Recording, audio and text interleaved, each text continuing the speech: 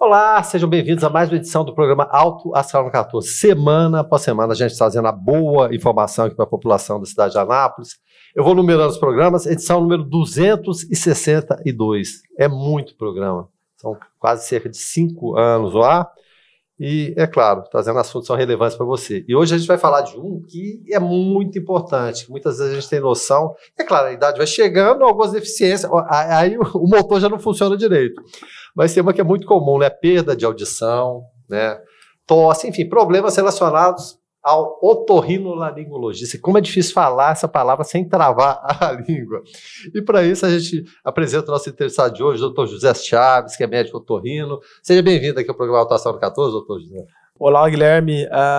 Então, realmente é muito comum, né, os temas que a gente vai tratar aqui hoje, que são a tosse e a surdez, né, principalmente focando na surdez súbita.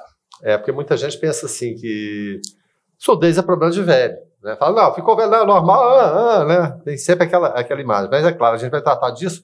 Só que antes de falar da surdez, a gente vai falar da tosse também. Porque muita gente geralmente relaciona o otorrino somente com problemas de audição, né? Não pensa que trata de todo o aparelho. Mas o que faz, afinal de contas, o otorrinolaringologista? O que ele trata, doutor? Vamos começar no beabá mesmo. Então, vamos começar. O otorrino, ele é um médico que trata as condições relacionadas com a via aérea. Então, se inclui nariz, boca, garganta e a questão do ouvido também. Sim, então, porque todo mundo relaciona mais com o ouvido, né? Estou procurando otorrino. Né? Só nessa questão, mas realmente, assim, todas as condições que têm a relação com ouvido, nariz, boca e garganta, o otorrino, ele atua nessas frentes para poder ajudar a população nessas condições. A gente aqui é muito curioso, sempre a gente costuma perguntar por que a pessoa decidiu tomar determinado caminho profissional. Acontece muito, não só em Anápolis, no Brasil todo, de você ter famílias de médicos. Né? O avô foi médico, o pai o filho é. Enfim, no seu caso, como é que foi? O que te levou à medicina? Então, primeiro de tudo, desde pequeno, meus pais, principalmente meu pai, ele me estimulou bastante a querer seguir a carreira da medicina. Então o incentivozinho teve? Teve um incentivo já de início. Mas incentivo na forma de empurrão ou só sugestão, assim? Não, foi um incentivo, assim, eu gostaria que você fizesse, porque eu acho que seria uma coisa para ajudar as outras pessoas, então ele sempre teve esse lado. Mas, assim, no final das contas, eu decidi porque eu comecei a ver na medicina, principalmente nas matérias relacionadas com a biologia, né, uma afinidade maior. E, a partir disso, eu fui vendo um interesse maior em buscar ajudar, né, de alguma forma, principalmente os meus parentes. Por exemplo, algum parente que tinha alguma condição, eu via e não podia fazer nada, então isso acabava me sensibilizando e querendo fazer, estudar, né, para poder ajudar de alguma forma. Mas será que seu pai já está pensando no futuro dele, você tomar conta? Justamente. E assim, realmente, não só meu pai, mas como minha mãe e os próximos, assim, a gente vê que é de grande utilidade, né, para a família e também para outras pessoas. Sim, sem dúvida nenhuma, né, porque a gente sempre busca, assim, fazer uma coisa que goste. É claro, todo mundo precisa de ganhar dinheiro, a gente precisa sustentar. Quando você consegue unir isso aí e ajudar os outros, realmente fica muito bacana, né? Parabéns, então, pela escolha, né? Mas tem algum outro médico na família ou não? Tem. Na minha família, meu pai, ele caprichou, né? Então, ele teve 8 filhos. E dos 8, 4 são médicos. Você nessa escala é qual? Você é qual o número nessa escala? Eu sou o número 3 de baixo para cima. 3 de baixo para cima. Então, o quinto, né? O quinto na ordem. Rapaz, 8 filhos. Não é comum hoje em dia, né? Não é comum. Mas assim, antigamente, né, a gente via bem mais. Agora passou de 2 filhos, já é a raridade, né? Já é bem raro. E quem que é médico, doutor? Na minha família, meu irmão mais novo. Qual que é o nome dele? Eduardo. Tá fazendo neurologia agora, e 2 mais velhos, um psiquiatra e a outra anestesista. Psiquiatra quem? Moisés. E anestesista? Fai. Muita gente, né? E o nome do seu pai você não falou, né? Seu pai e sua mãe. É o mesmo nome que o meu, sem o Júnior. Então, meu nome é José Carlos Rodrigues Chaves Júnior. Meu pai é só tirando o Júnior. E a mãe? Amélia. Amélia, pois é, rapaz, coisa boa, né? Bacana demais. Mas vamos falar aqui do nosso tema, né? Já satisfeita essa curiosidade. É sempre muito bom, né? A gente, assim, saber por que as pessoas optam por determinadas profissões, né? Muito bacana. Bom, vamos falar então de quando a pessoa deve procurar o otorrino. Qual o sinal de alerta ali que você deva procurar um profissional da área? Então, Guilherme, é o seguinte, geralmente, na maioria das vezes, as condições que a gente tem, elas são autolimitadas, que a gente fala. O que significa isso? Elas vão passar por conta própria, tá? Algumas vezes, essas condições elas não passam por conta própria. Então, nesses casos, principalmente, seria bom, ou para abreviar isso, porque você tem alguma condição que precise disso mais rápido, ou então ela já está se passando do tempo e precisa ter realmente algum tipo de avaliação para poder ir diretamente no que está causando. E essas condições são relacionadas ali com a garganta, a gente está com uma infecção na garganta que não está passando sozinha, né? Alguma condição no ouvido, tá entupido o ouvido, eu não sei do que se trata, né? Então tem que ter uma avaliação e o médico otorrinolaringologista ele vai dar esse auxílio nesses casos. Mesmo porque também, nós seres humanos, a gente vai se adaptando, né? Aquela dorzinha no início incomoda. Aí você fala, vamos procurar um médico. Aí você vai acostumando com a dor, vai convivendo com aquilo ali, vai deixando de lado. É muito comum de acontecer, né? E às vezes você pega alguma coisa, a gente sempre fala aqui de o quanto é importante a medicina preventiva, né? Como ela promove a solução de problemas de forma mais rápida e, nos casos mais graves, também evita até que a pessoa morra.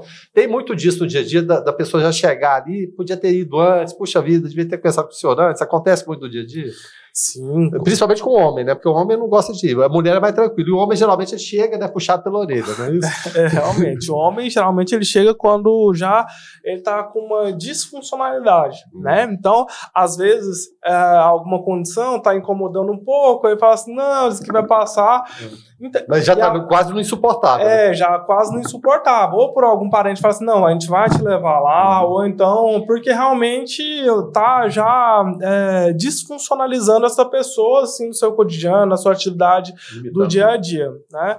E realmente, a prevenção, ela como a gente diz, né, o principal tratamento para todas as condições, porque é muito mais fácil prevenir do que remediar depois. Esse ditado, ele não muda, né? Não muda. E isso realmente é uma lei, praticamente, né? E no fim das contas, acaba que você economiza dinheiro. Muita gente, vou iniciar, vai ficar caro. O caro fica você, né, ficar ali sofrendo, você ficar com, enfim, incômodo. E nesse sentido é muito bom falar da clínica Alfação, que ela promove um tratamento de qualidade com preços acessíveis. Isso é que é bacana também, né? Oportunizar exatamente isso. Mas eu vou falar de uma coisa muito, muito comum, que é a tosse. A gente fala, não, tá tossindo ali, é normal, é um pigarrozinho, tem aquele que fuma, aquele que bebe, engasgou, mas o que é a tosse, afinal de contas, doutor? A tosse, por definição, ela é uma condição fisiológica em que o nosso próprio corpo, ele tende a expulsar, né, das nossas vias aéreas, por meio de reflexo, né, algum tipo de muco, de corpo estranho, que possa, de alguma forma, prejudicar a via aérea. Então, é um reflexo fisiológico que a gente tem, a tosse. Um sistema de prevenção, né? Para alguma coisa, né? Que não está errado, vamos expulsar isso aqui. E até uma curiosidade, vou encaixar no meio aqui. Tosse e soluço, são parentes ou não? Então, o soluço, ele são parentes também, só que assim, são condições um pouco diferentes. O soluço geralmente é uma coisa involuntária também, né? Mas ele é bem mais autolimitado e realmente não tem uma condição de patologia muitas vezes associada. Pode ter? Pode, mas não é o principal. E tem sempre aquela receita caseira, bebe água de cabeça para baixo, assim que passa. Mas criança, coloca um algodãozinho na testa que passa. Que passa, né? Essas receitas da vovó, né? Tem várias receitas caseiras, mas a maioria delas não tem uma comprovação científica, né? Porque ele vai passar naturalmente, aí depende do algodãozinho na testa, beber água de cabeça para baixo. Até remédio, muitas vezes, que a gente usa, igual eu falei ali no começo, a gente usa remédio para abreviar o tempo que isso passaria, né? Mas assim, às vezes, naturalmente, sem fazer nada, a maioria das coisas são resolutivas, porque o nosso corpo ele é bem eficiente para poder combater a maioria das coisas. Graças a Deus, né? E as principais causas da tosse? Então, aí, quando a gente está falando de principal causa, a gente vai ter que dividir em períodos. Fique à vontade. Então, quando a gente está falando no geral, assim, a maior parte é aguda. Então, é aquela causada por alguma infecção viral, bacteriana, né? Passou do período ali de 3 semanas, 4 semanas, que a gente vai pensar numa tosse mais crônica, aí a gente vai pensar em outras causas, né? Aí as causas principais seriam refluxo e asma, né? De tosse. Então, a gente caracterizando por períodos. Sim. Tem muita gente que fala assim, não, eu tô viciado em tossir. Não existe isso, né? Não. Tem gente que ele constantemente... Eu tinha um vizinho, toda vez que ele passava pelo corredor da casa dele, ele tossia. Dali pra frente ele não tossia, mas ele tinha o hábito de passar por ali.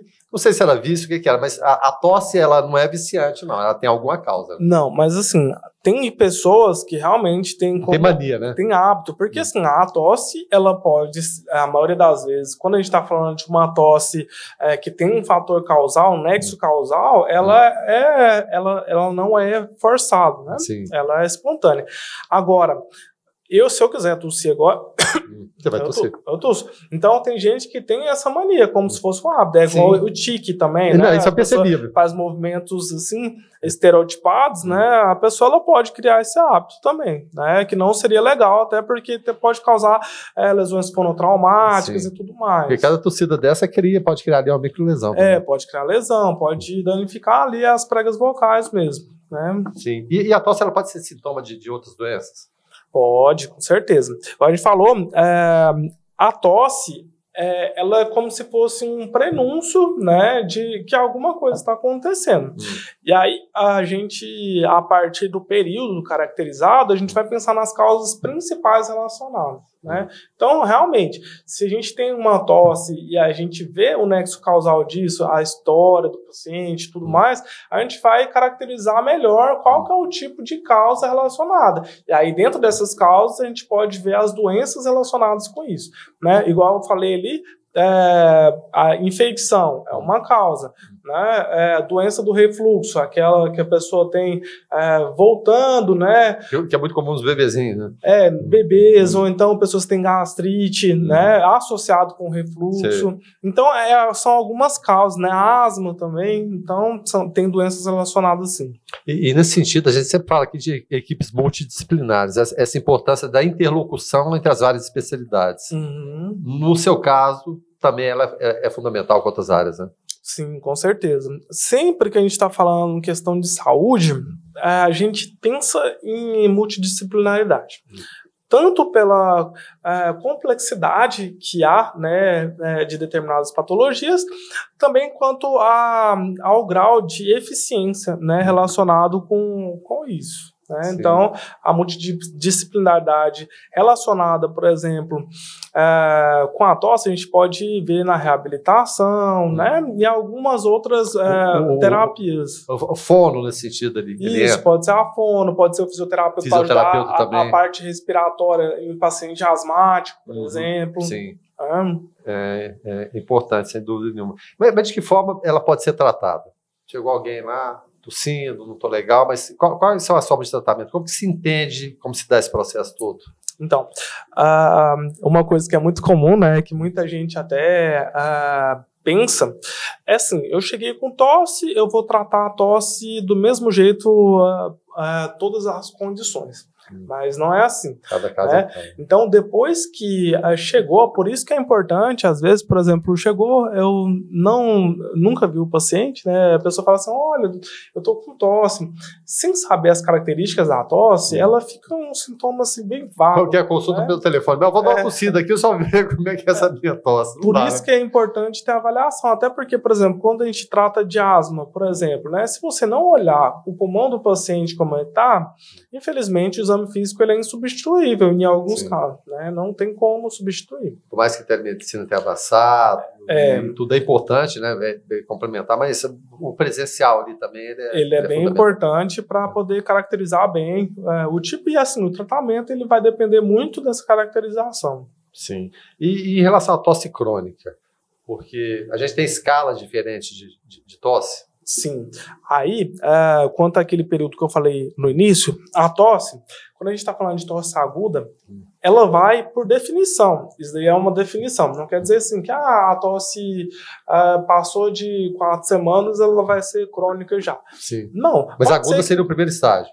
Seria assim, o estágio inicial da tosse e que a gente consideraria as causas que, assim, tem chance maior de ser resolvida assim, de uma forma mais aguda, né? Sim. Quando a gente pensa já numa forma crônica e subaguda, são aquelas que passam de 4 semanas. Então, de 4 semanas até 2 meses, mais ou menos, a gente fala subaguda, passou disso, a gente chama de crônica. Mas assim, no mesmo pacote, a gente fala que depois de 1 mês já seria características de crônica. Sim. E vai fazendo esse acompanhamento para entender, né? Isso.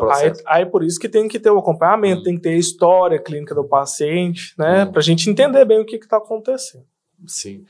Já teve caso de chegar paciente tossindo muito lá no consultório, segurando a tosse? Não, várias vezes. Inclusive agora, né? Pelo Covid, a gente vê... É isso que eu ia até te perguntar, mas fique à vontade. A intenção era essa, chegar na Covid, que é um período que muitos sintomas se confundem ali, né? Sim.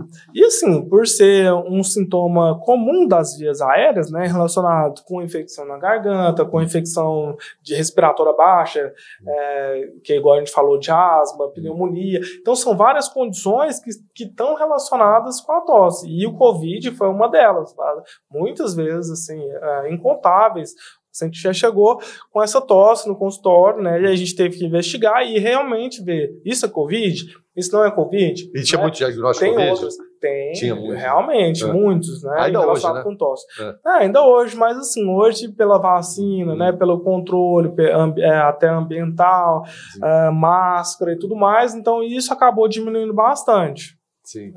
Mas tá certo, o doutor José aqui, ele é jovem ainda, José Chaves, mas é claro, já viu algumas coisas. O Covid foi a situação mais difícil que você viveu no dia a dia ali, em relação até à sua especialidade, porque o Covid em especial ataca vias aéreas. Foi um desafio imenso. Como é que o senhor mensura esse período? Sim, realmente o Covid, dentro de todo esse tempo, né, na especialidade foi o mais complicado. Até porque o Covid, ele não afeta só a parte respiratória para baixo, né, então ela acaba tendo várias outras condições associadas. E isso foi um desafio, por quê? Porque ainda não se conhecia, né? É uma situação nova. Uma situação nova. Então, não se conhecia ainda o que o Covid podia causar nas diversas áreas. Não só na da otorrinolaringologia, mas em todas as outras áreas. Na cardio, até mesmo na pneumo, né? E assim, isso foi sendo descoberto através de estudos, né? E a gente viu que isso tudo ainda foi dificultado, né? Pela... às vezes impossibilidade de ter um distanciamento.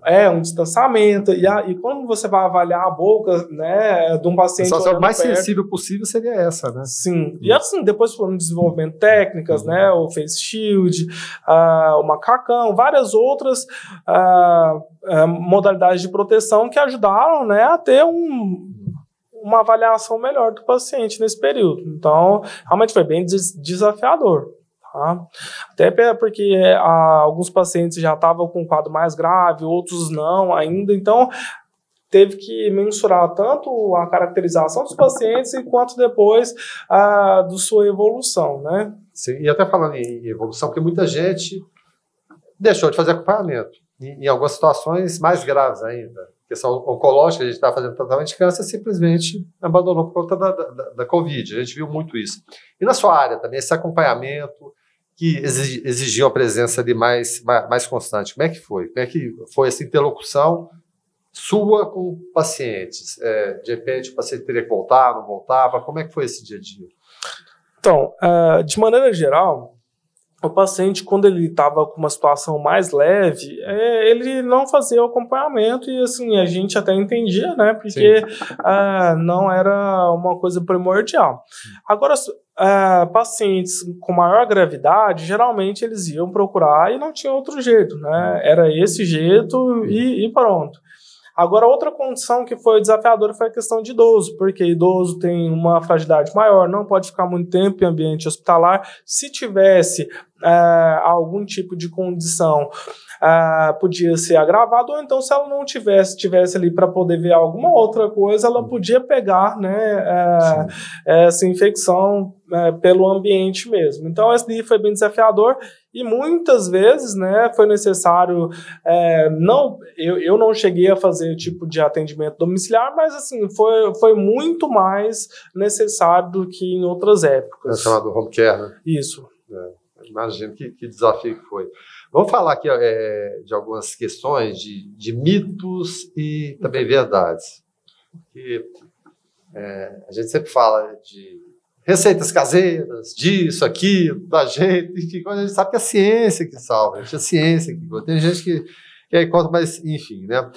Mas vamos lá, a tosse passa de pessoa para pessoa, ele já, opa, não chega perto, porque senão vai pegar a tosse, é igual espirro, né? Espirro parece que pega, não, espirro não, bocejo. Uma pessoa bocejou, outra pessoa bocejar na hora, parece que pega o negócio, mas é a tosse, pega. Então, a tosse, ela só vai ser transmissível quando a gente está pensando na tosse infecciosa. Né? Então, aí pega mesmo. Aí pega mesmo, né?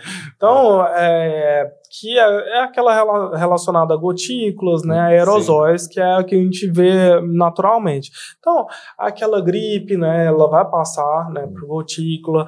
A pessoa que está com algum tipo de condição, tuberculose, alguma outra condição que passa por aerosol, aí já precisaria de usar uma proteção diferente, né, também passa por contato. Então, se você vai para um ambiente, né, em que tem muitas pessoas, sempre seria bom usar uma proteção individual, né?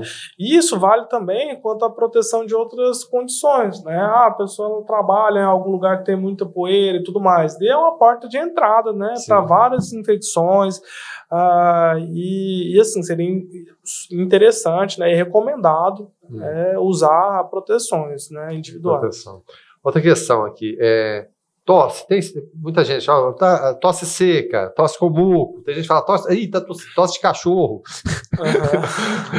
Existe essa diferença? Tosse seca, tosse com muco, qual a característica de cada um? Como é que é isso? Existe sim. Então, a gente divide a tosse como seca e produtiva, né? Produtiva então, é o muco, então? É o muco, aquela que produz, né, secreção. Isso daí vai depender muito do tipo de agressão epitelial que está sendo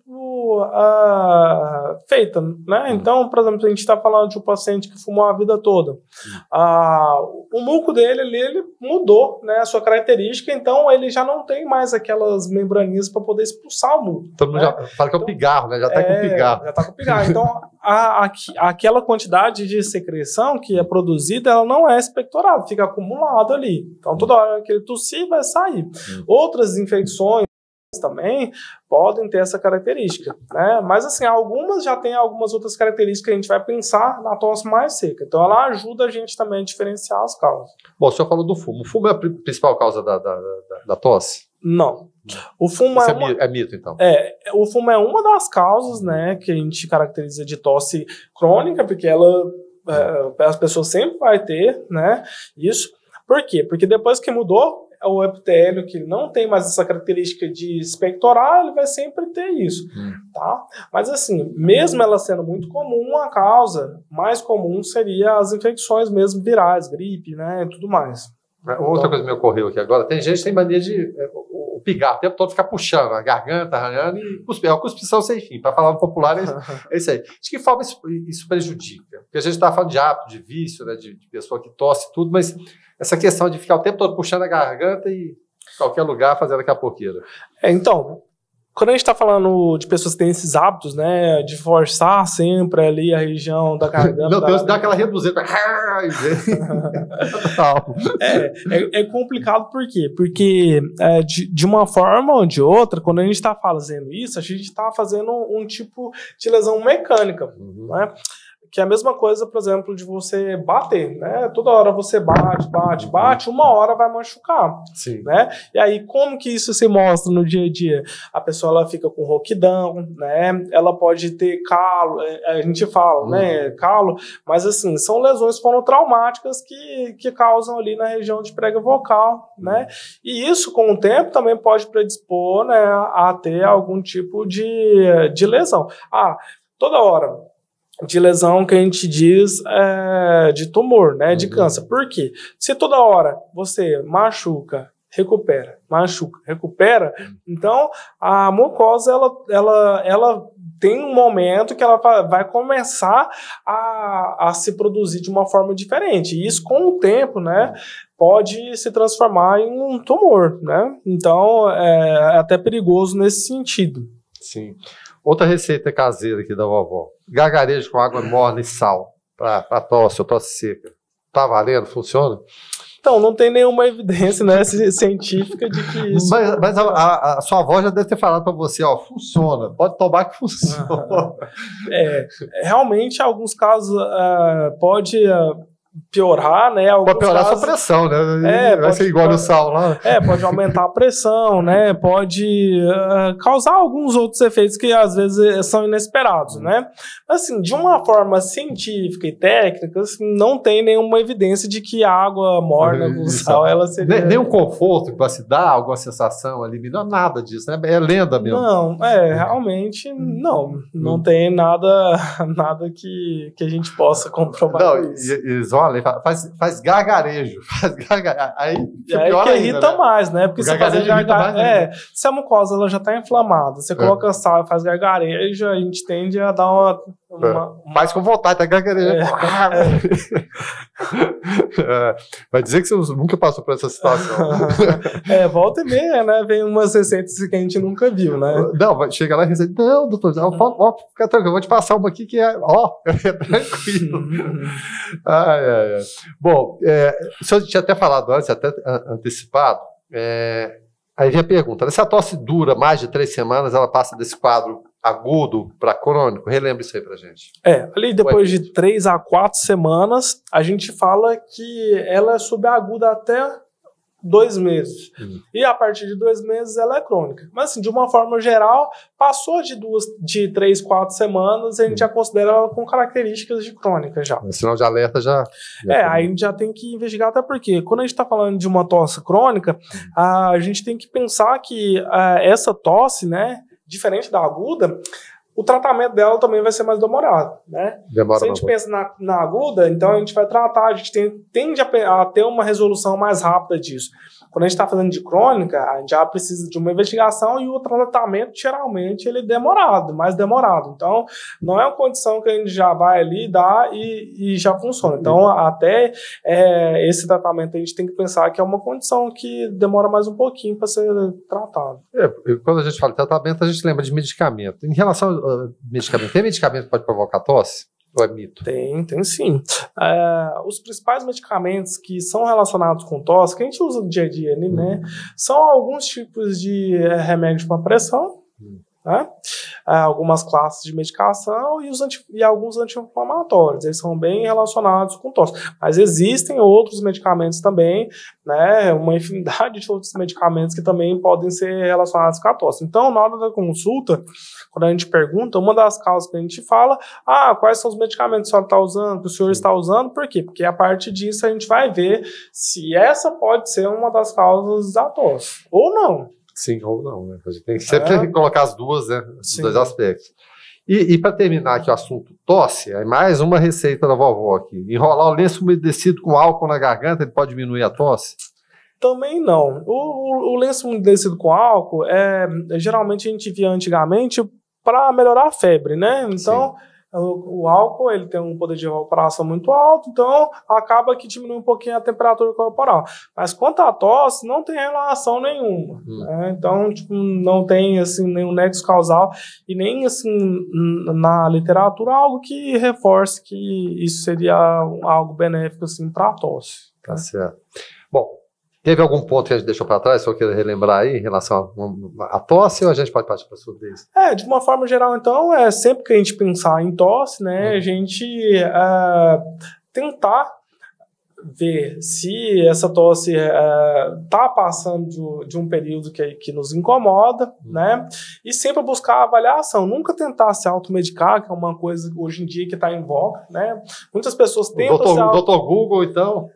Às vezes viu ali, ou então uma tia, um parente, um amigo. Vizinho, isso aqui é bom demais. É ótimo, mas às vezes o que não é o que é bom para outra pessoa não é bom para você, né? Até porque, como a gente falou antes, cada tipo de tosse tem uma causa, e se você está tratando a sua tosse, que é uma causa, com o tratamento de outra causa, infelizmente isso vai ser ineficaz, né? Não vai ter jeito, né? Vou falar agora de outro mal, entre aspas, né, muito comum, que é a surdez. Vou falar de surdez crônica. O que é surdez crônica? O que pode causá-la? Então, surdez súbita. Súbita, eu estou falando crônica, é súbita, desculpe aqui. Não é porque eu não estou escutando. A surdez súbita, como seria? Tá bom, surdez súbita, é um tipo de surdez que a gente considera uma emergência otorrinolaringológica. Por quê? Porque ela é aquela surdez que se instaurou de uma maneira repentina. A gente, por definição, a gente tem que surdez súbita é aquela surdez que ocorreu ali que começou, que você sentiu ali de 2, 3 dias para cá, né? Então foi súbito. Sim. Tá? Ele estava até então normal. Estava então normal a sua audição, né? E aí, de repente, você notou que não está escutando mais, ou de um lado ou de outro, né? Ou dos dois. Ou dos dois lados. Nesse período de 2, 3 dias.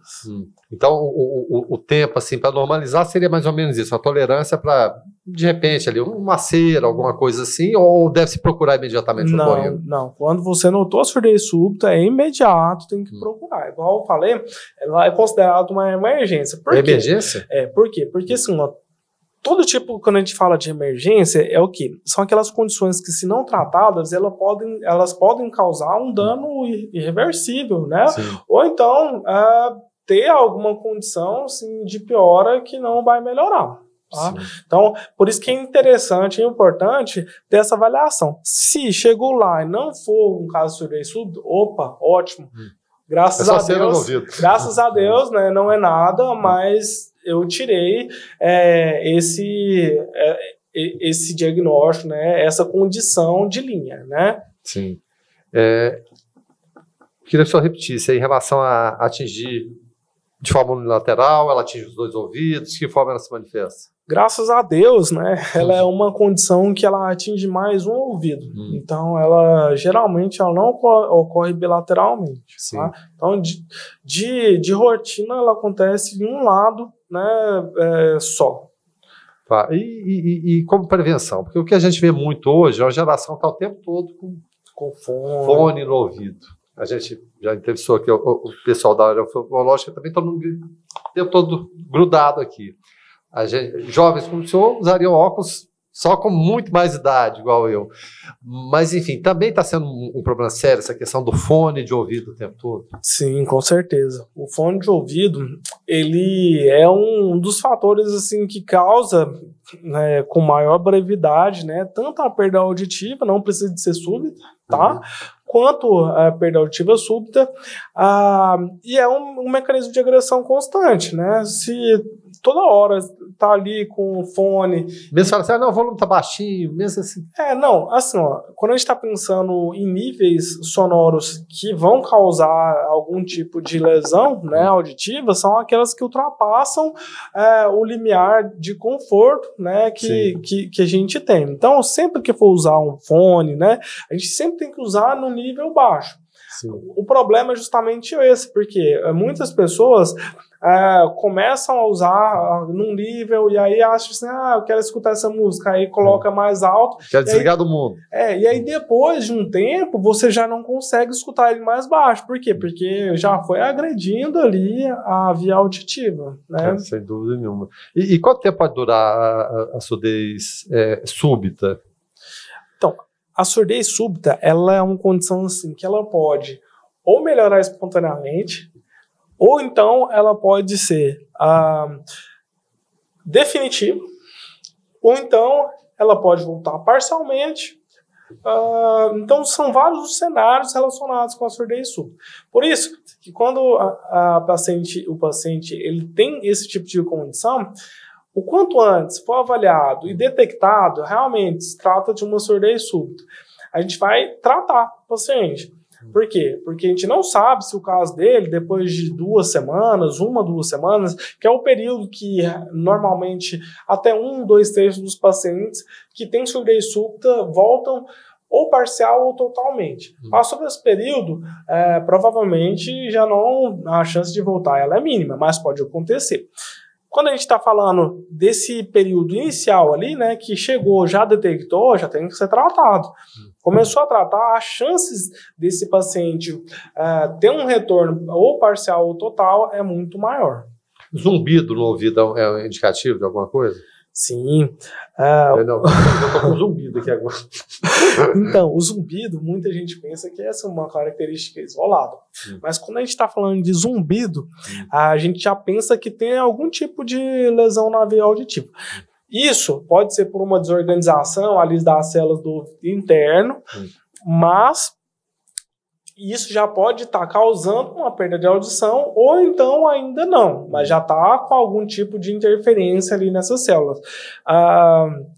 Então, respondendo a sua pergunta, Guilherme, quando o paciente ele tem perda auditiva, geralmente ela vem acompanhada de zumbido. Zumbido vem junto. Então. Ficar atento, viu, Guilherme? Tem muita gente que fala assim, ó, eu não posso entrar em piscina, banho de mar, entra água no meu ouvido, eu fico surdo. É uma condição que realmente é normal no dia a dia. Esse excesso de água, na hora de tomar um banho, por exemplo, tem gente que, ó, eu vou enfiar a mangueirinha aqui dentro do ouvido, tem que limpar bem, o cotonete também. Fala um pouquinho a respeito disso pra gente. Tá, então, de uma maneira geral, é comum, tá? Muito comum, inclusive, a gente chegar e falar assim, eu entrei na piscina e tudo mais, entrou água no meu ouvido e agora eu tô sentindo que ele tá mais entupido. Qual que seria a diferença, então, quando a gente tem... Eu vou separar aqui em 3 condições para a gente entender melhor. Tem a condição só de entrou água e de cera, né? Então entupiu por causa disso. Então a gente está falando de um tipo de obstrução mecânica. Não teve nenhum tipo de lesão na via auditiva em si, só teve um bloqueio mecânico para entrar o som. Então acaba que você sente realmente que está diminuindo a audição. Outra condição relacionada também é quanto a alguma infecção que surgiu ali agudamente, né? Então pode ser que com essa infecção também a gente diminua a quantidade de audição relacionada. E a outra, né, que aí já não é mais relacionada com isso, são algum tipo de condição, que aí a gente vai dividir algumas causas, né, que podem causar essa perda de audição, que aí a gente já fala que é da via auditiva. Então muda um pouco nessa questão. E ela pode acontecer até por gente que... Porque a gente está falando aqui de cotonete. Eu queria até que o senhor falasse a respeito disso, se é útil ou não é útil. Mas de gente que pega, enfia chave, enfim, tem maneira de cutucar ali o ouvido. O senhor já encontrou algum objeto estranho do ouvido de alguém? Inúmeras vezes. É sério? Inúmeras vezes, né? Então, às vezes, tipo de coisa?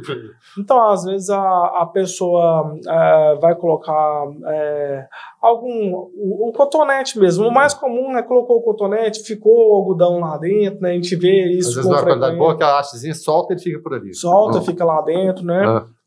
Muitas das vezes a pessoa usa unha, usa grampo, né? Usa a chave do carro, já vi algumas vezes, mas aí nesses casos a gente não vê nada lá dentro, a gente só vê que teve uma lesão, né? Tanto um quanto o outro, o que acontece? Eles são um mecanismo para poder fazer com que a célula fique lá dentro, né? E ela não saia. Só vai empurrar, na verdade. Vai empurrar, não vai limpar, né? Então, por isso que a gente não recomenda usar nenhum tipo de objeto, porque vai machucar, né? E pode ter uma infecção associada, ou então empurrar mais a cera que estava ali, né? No conduto. E isso aí inclui o cotonete? Inclui, com certeza. O cotonete, então, não é recomendado. É o número 1, né? De não recomendação. Eu acho que isso tem alguma propaganda. Mas, e aí, o adulto, é claro, ele às vezes sabe e não sabe como lidar com isso. Mas o bebezinho, por exemplo, a mamãe que está escutando aí, como limpar a orelhinha do bebê? De que forma, né, um sistema que está se formando ainda que é tão delicado? Então, quando a gente está falando assim da maneira correta, né, primeiro a gente tem que entender o porquê, né, que a gente produz cera. Se a gente entender isso, eu acho que fica mais fácil a gente saber o porquê que a gente tem que deixar ela ali e não falta tirar. De higiene, então. Não é falta de higiene. Aí agora a gente só vai retirar a cera, né, quando ela estiver em excesso. Mas assim, o porquê que ela é importante? Porque a cera ela tem um pH adequado para proteção contra algum micro-organismo que entra ali dentro do ouvido, né? E até como barreira mecânica contra algum tipo de excesso de som, né? Não vai ser a principal barreira, mas assim, vai ajudar. Então, tudo isso faz com que ela seja necessária de ser produzida. E ela vai sendo produzida e vai saindo espontaneamente. Chega um momento em que ela vai se renovando ali, né? Que ela vai se renovando, né? Vai se renovando ali o epitélio, a quantidade de cera produzida, e aí tem um momento que ela sai aqui. Então ela fica em excesso. Nesse momento é que você vai retirar. Vai ficar buscando a cera. Pode esperar que ela... Isso, aí você vai ver que ela está se formando e saiu ali. Quando ela estiver ali saindo, o que você vai pegar? Um pano úmido ou seco e vai retirar nesse sentido, né? Pegar e tirar nesse sentido. No máximo só pescar ali onde está, mas nunca tentar a cavidade nesse ali. Sentido. Sim, é muito bom ficar atento em relação a isso. A gente tem muitos aparelhos, né, para, enfim, tentar minimizar o problema. Como é que está essa tecnologia? Porque a gente está vendo ela evoluir muito. A gente tinha aparelhos muito grandes anteriormente, hoje já são cada vez melhores. Como é que está essa tecnologia da época que o Dr. José se formou e hoje em dia? Está evoluindo muito? Então, cada vez mais, agora a gente está falando de uma surdez, né, de uma maneira geral. A reabilitação auditiva hoje em dia ela está tendo assim níveis ótimos, né, de performance, vamos dizer assim. Então, cada tipo de perda auditiva, quando a gente vai olhar, né, ela tem um tipo de aparelho que seria o mais adequado, né? Tanto pela tecnologia, quanto pela acessibilidade que o paciente tem, né? E aí, com o decorrer da perda, quanto mais perda auditiva a pessoa tem, quanto maior for essa perda, então seria necessário uma tecnologia maior para que haja uma amplificação maior da audição. Mas tem evoluído muito, né? Tem evoluído muito. Inclusive, quando a gente chega numa perda auditiva profunda, né? A gente tem hoje em dia um implante coclear, né? Que é usado para esse tipo de surdez. Então, até tipo de surdez que é bem profunda hoje em dia, né?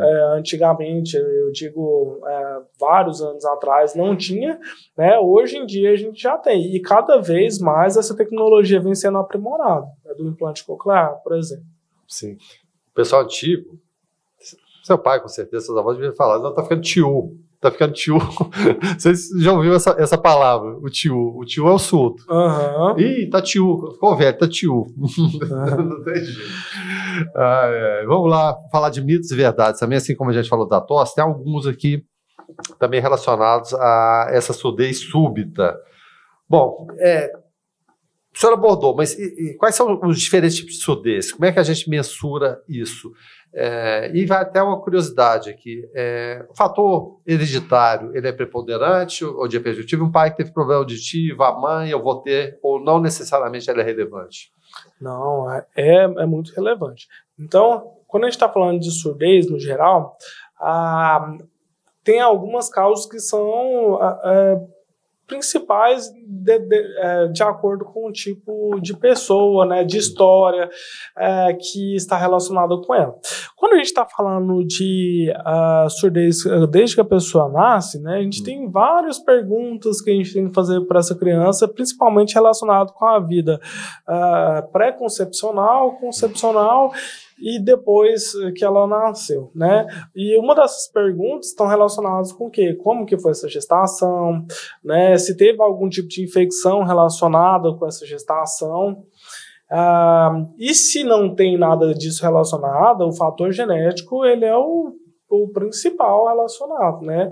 Então tem vários genes que hoje em dia a gente já vê que estão relacionados diretamente com a surdez.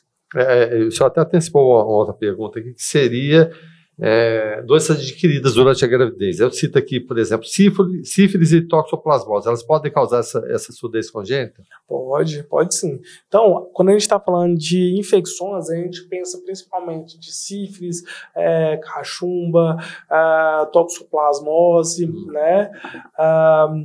E aí tem outra que é uma muito comum, que às vezes não é muito falado. Então, o citomegalovírus, ele é muito relacionado com a surdez congênita. Então, sempre que um paciente ele chegou ali, a gente viu que tinha algum tipo de alteração, principalmente ele no comecinho, né? Logo depois que nasceu no pré-natal, no pós-concepção, pós-natal, né?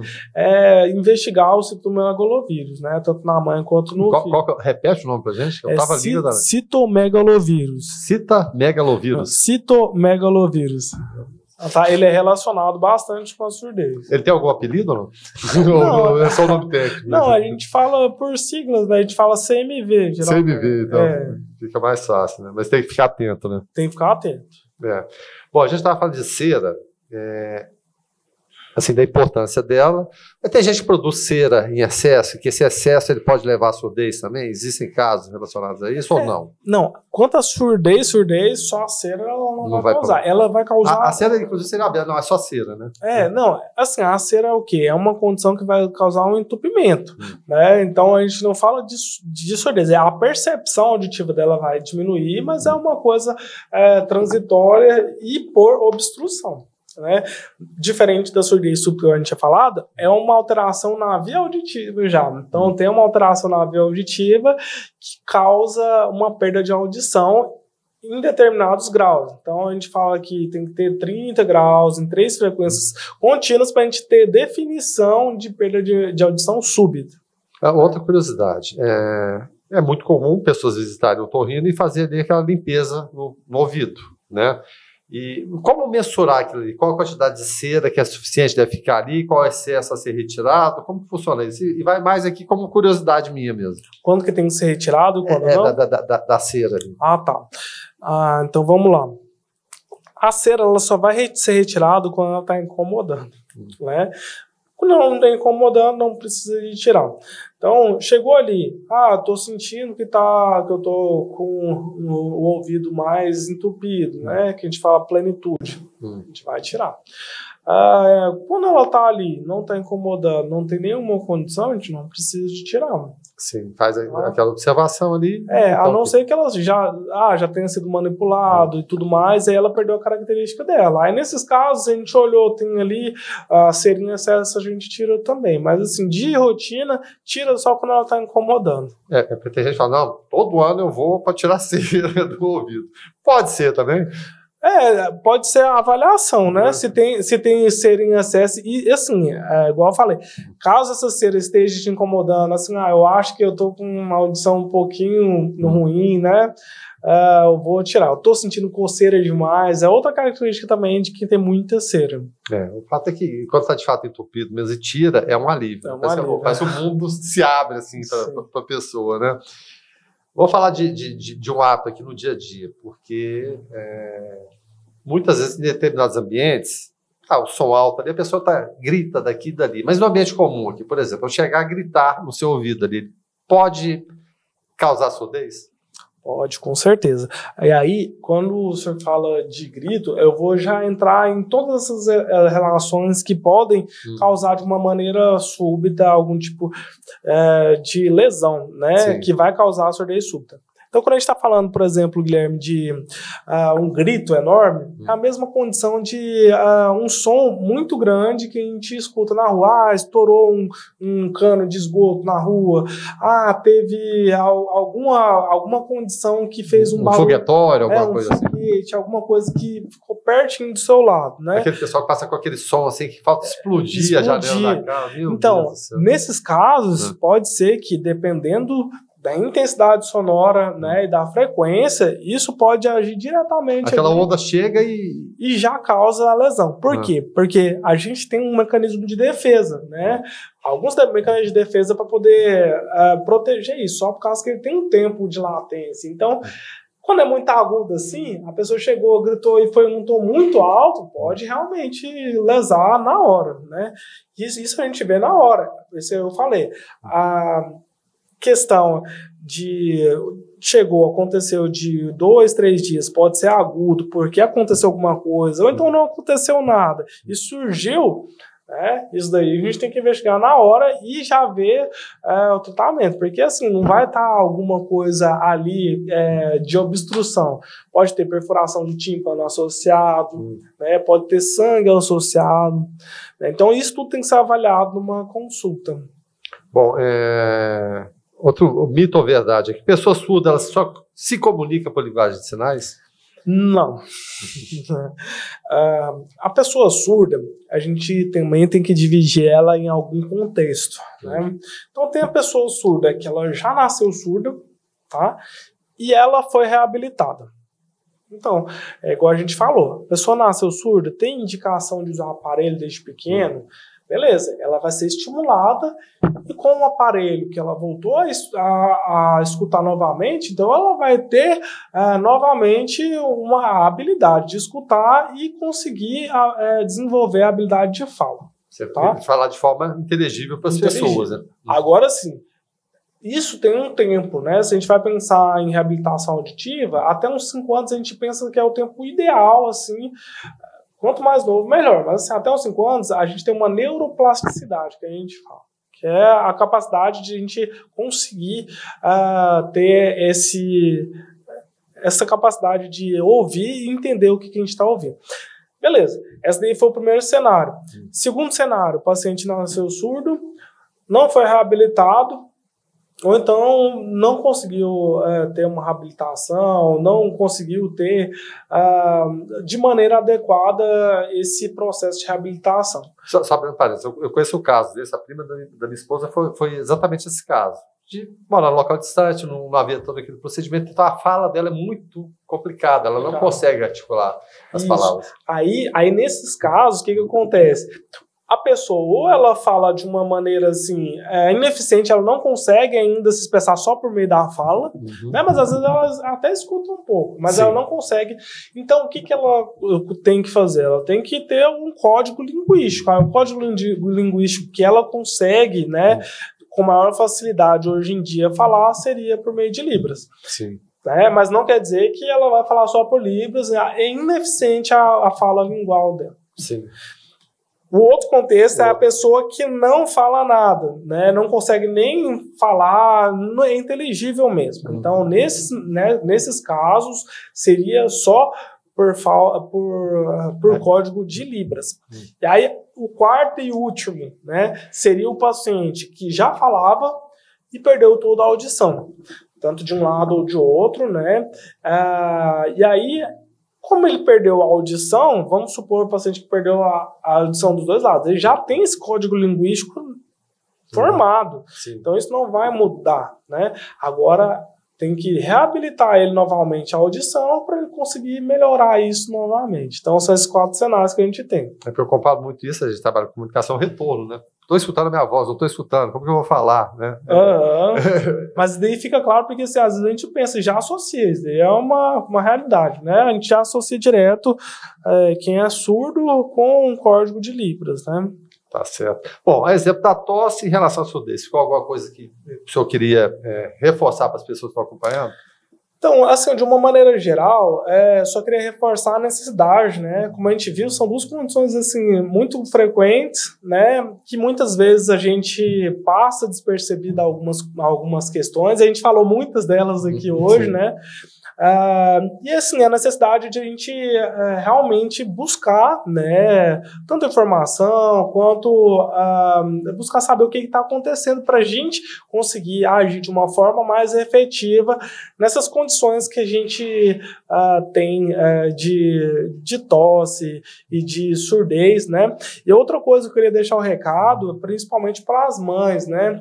Quando tem algum bebê que já nasceu, é importantíssimo fazer o teste da orelhinha, né? Então não deixe para depois, porque assim, tempo é ouvido também, tá? Então deixou para um tempo posterior, pode ser que o tratamento, né, e a reabilitação não seja a mais eficaz possível. Tá certo. Ó, gente, eu vou perguntar uma coisa aqui, mas não é para fazer consulta, não, mas redes sociais. Vou tirar alguma dúvida normal, mas consultar também não, né? Tem rede social? Tem rede social. É J Chaves, _Júnior, JR, tá? Então, tô atendendo aqui na Clínica Alto Astral, lá tem um ambiente para a gente conseguir conversar melhor e nas redes sociais também, tá? Qualquer coisa, estamos sempre... Algumas dúvidas, dicas, essas coisas. Estamos sempre presentes, né? E prontos para ajudar de alguma forma. Tá certo. Dr. José Chaves, médico otorrinolaringologista, foi nosso entrevistado de hoje. Prazer te conhecer. Não jovem ainda, mas já aí, né? Coisa boa, bacana, muito boa entrevista. Acho que tirou dúvida de muita gente. Valeu, viu? Então tá, até a próxima, né? Então nos vemos assim em outras ocasiões para tratar de alguns outros temas que são relevantes aí para a saúde da população. Tomara que não precise, mas se precisar, tiver com algum problema na área de otorrino, fale com o Dr. José Chaves. Mais uma vez, então, muito obrigado. Tá? E a gente agradece principalmente você, parceiro que nos acompanha aqui. Entrevistas como essa, elas são atemporais. Então, se você viu e passa em horários diversos da grade, quiser rever, tem também no YouTube. Programa Alto Astral no 14.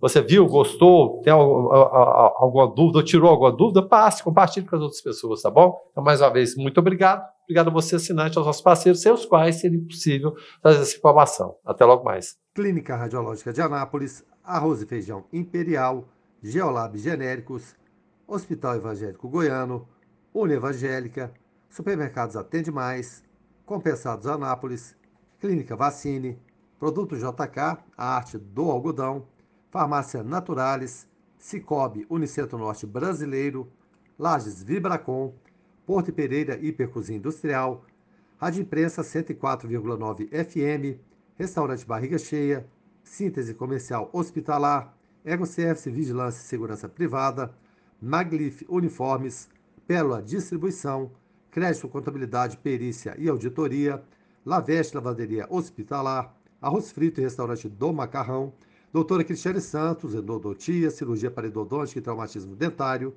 Mamãe e Bebê Kids, Varejão das Fábricas, Clínica Alto Astral, Usa Arquitetura e Interiores, Fazenda Campo Largo, leite de qualidade, Arquivo Off, guarda e organização de documentos, Folhas Suplementos Naturais, Droga Lúcia, economia a serviço da sua saúde, Opção Ótica, Exclusiva Castor, o sonho de colchão, Centro Automotivo de Reparos Lagcar, CapLife, tratamento capilar, Dotes, tecnologia e comunicação, Saborearte, a arte de comer bem e Graci Falcão, doceria.